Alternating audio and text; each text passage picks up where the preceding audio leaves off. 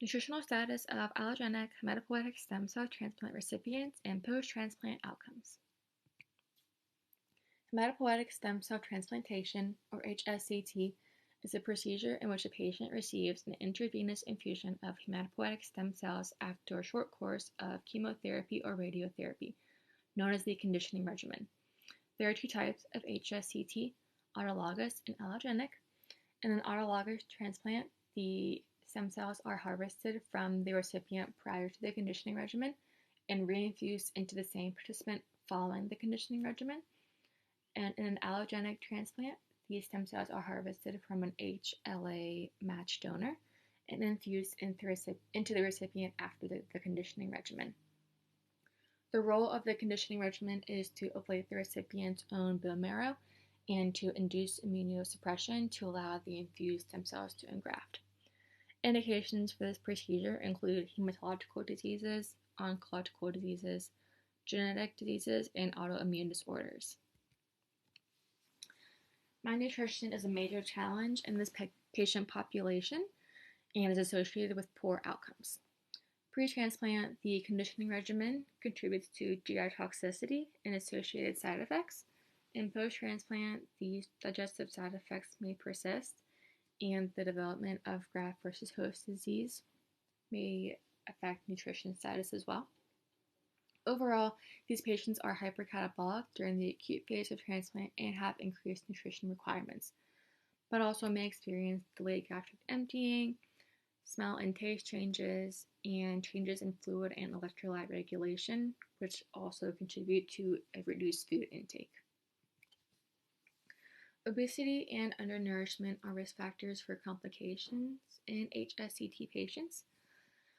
Pre-transplant, patients may be able to maintain satisfactory food intake, but post-transplant, patients may start to experience eating difficulties and other negative outcomes. Vieira et al. Found that HSCT patients had a worsening of their nutrition status during hospitalization, characterized by weight loss, GI symptoms, and low dietary intake. Baumgartner et al. Found that a low initial BMI was a strong risk factor for overall mortality and the development of mucositis, and a weight loss of greater than 7% was associated with fever, infectious complications, and mortality. Because of this, nutrition screening and assessment throughout the transplant process is important. Many nutrition screening tools have been investigated in this population. Wang et al. Found that the MNA is a good nutrition risk screening tool, but it's not an adequate tool for the assessment of nutrition deficiency. Nutrition assessment tools have also been studied in this population, as nutrition assessment is critical before and after transplant. The patient-generated subjective global assessment, or the subjective global assessment, is recommended by the Academy of Nutrition and Dietetics, and the PGSGAA is recognized as the gold standard for the evaluation of nutrition status in the oncology population. The purpose of this research was to investigate the relationship between the nutritional status of adults undergoing allogeneic HSCT pre-transplant and nutritional status and outcomes post-transplant. A secondary data analysis of the IRB-approved study, the FISH study, Factors Influencing Symptoms and Transplant, was conducted. This study and the FISH study used a longitudinal exploratory design with 5 time points, but for the current study, only visit 1 and visit 4 were used. This study population was any participant that was enrolled in the FISH study and had completed data for visit 1 through visit 4. Inclusion criteria included those who were 18 years of age or older, able to speak and read English, and undergoing an allogeneic HSCT. And exclusion criteria included those who were critically ill and physically unable to participate or cognitively incapable of completing the study materials and procedures, as evidenced by failing a mini mental exam, or those who were under the influence of medication that altered their thought process.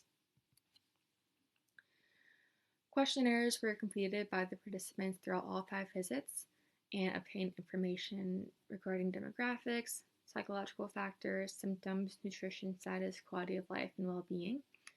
The automated self-administered 24-hour recall, or the ASA-24, was used to obtain dietary information such as calories consumed, protein, fat, carbohydrates, and certain vitamins and minerals. An EMR chart review was conducted in order to obtain treatment information and clinical data. Also, registered dietitian notes were reviewed in order to obtain the nutrition prescription for patients, which was the recommended calorie and protein intakes. And plasma samples were obtained to assess their albumin levels, tumor necrosis factor alpha levels, interleukin 10, and interleukin 6 levels. Two different nutrition status assessment methods were used, the MNA-SF and the PGSGA-SF. Data from the ASA-24, EMR chart review, functioning after cancer treatment, bone marrow transplant, and hospital anxiety and depression scale were used to score the MNA-SF for participants. For data analysis, a score of less than 8 was indicating malnourishment, and a score of 8 or greater indicated normal nutrition status. The PGSGA-SF was filled out for the patients using the same questionnaires that were used for the MNA, but with the addition of the MSAS. But scores for all the participants were greater than 9, indicating a critical need for improved symptom management or nutrition intervention. So the scores were not shown or used for data analysis. So statistical analysis was carried out using SAS. Descriptive statistics were used to describe patient characteristics and demographics. Pair t-tests were used to assess the mean values for anthropometrics, biochemical, and food and nutrient intake variables pre- and post-transplant. Independent t-tests were used to assess the associations between continuous data variables pre- and post-transplant. And chi-squared tests were used to assess the association between the categorical data variables pre- and post-transplant. This first table is split across a couple of slides because it wouldn't fit all in one, but I'll point out a couple of things. 18 participants were included in this data analysis. There were 19 enrolled in the FIS, but one did not have enough relevant data for this study.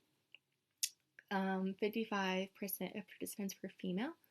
The most common disease diagnosis was MDS, followed by AML. Here's more demographic information. And the average length of stay, 38 days. The donor source for 8 participants was a related sibling, mother, or child.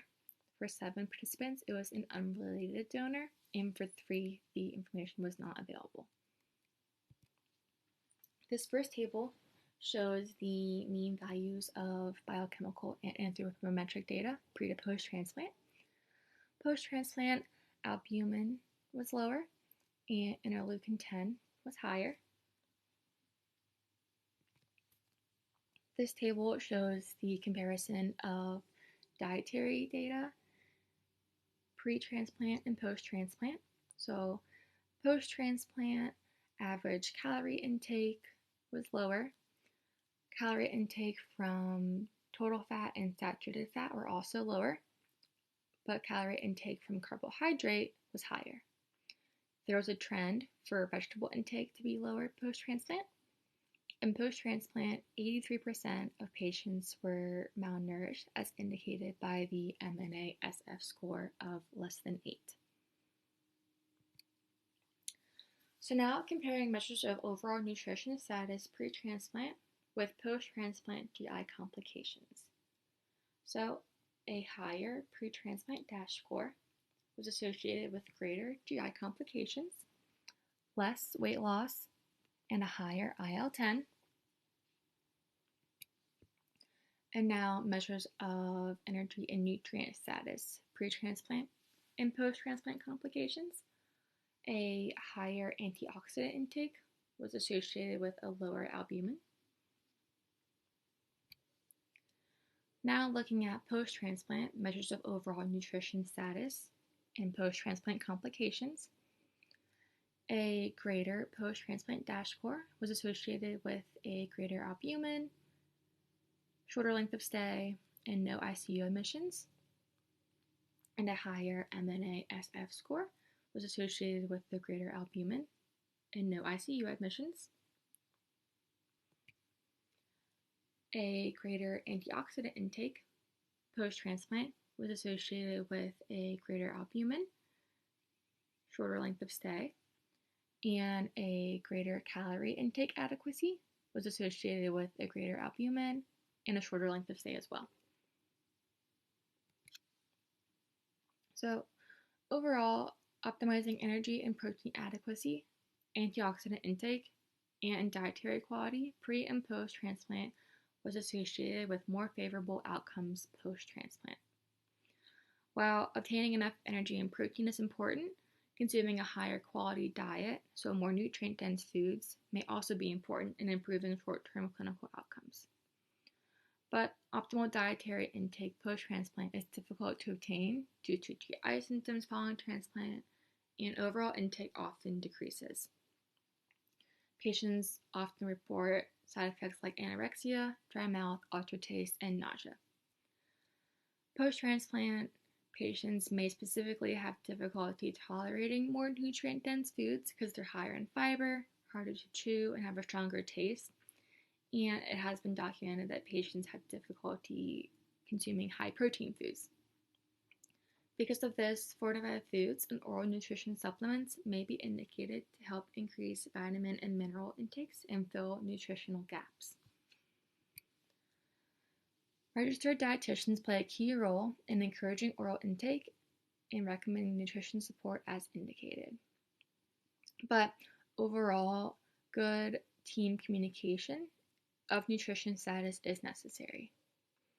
Nutrition intervention is rare in patients without severe malnutrition or those capable of self-feeding, so nutrition status assessment throughout the course of treatment is necessary so that those with declining dietary intake and overt indicators of malnutrition can be identified and intervention can be taken promptly. The European Society for Blood and Marrow Transplantation recommends that nutrition intervention is taken when oral intake is less than 60% of estimated nutrition requirements for 3 consecutive days. In conclusion, patients undergoing HSCT are at an increased risk for malnutrition. Maintaining an adequate nutrition status following transplant is difficult, but optimal nutrition status pre and post-transplant are necessary to promote better outcomes and success following transplant. Because of this, nutrition screening and nutrition assessment should occur throughout the course of treatment. An effort should be made not only to optimize nutrition status before transplant, but following transplant as well. So, for future direction, pre-transplant, more education should be provided for healthcare workers, patients, and the caregivers and family members of patients, explaining the importance of good nutrition.